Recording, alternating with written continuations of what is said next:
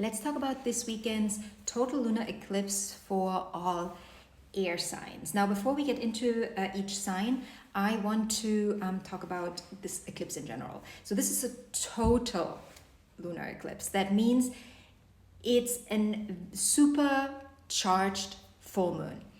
So everything that you know about the full moon, just times 10.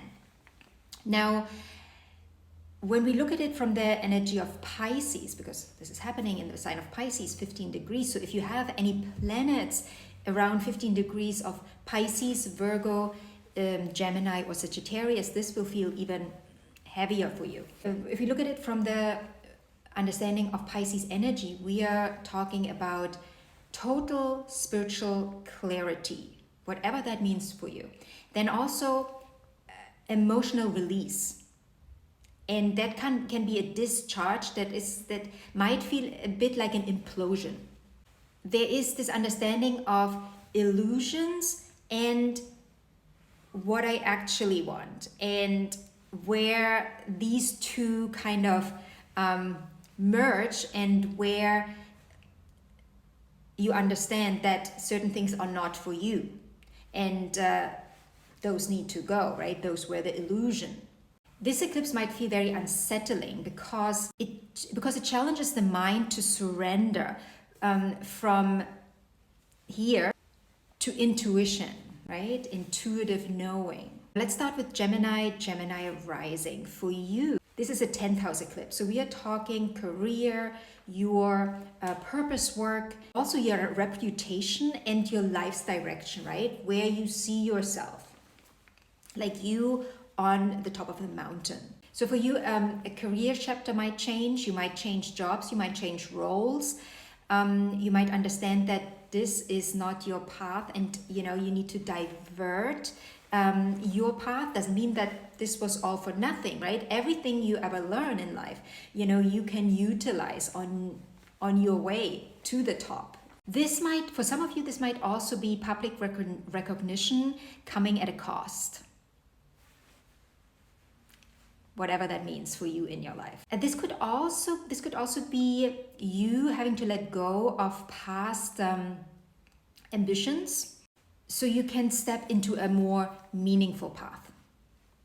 Now, Libra rising. Now for you, this is a 6th house eclipse. We're talking health, we're talking daily work, daily routines, daily habits, work-life, quote-unquote, balance. Your colleagues could play a role here as well. Pets falls into this area. And again, there's a release. You gotta let go of something in this area so you can step up.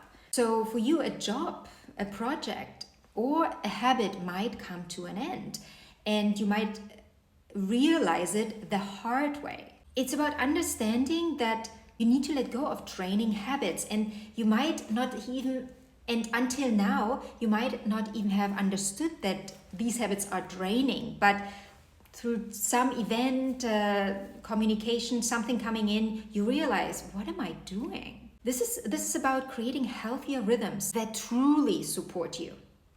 And you got to be honest with you here, which might not come easy because, again, we're talking about Pisces. Pisces in the 6th house is not an easy placement.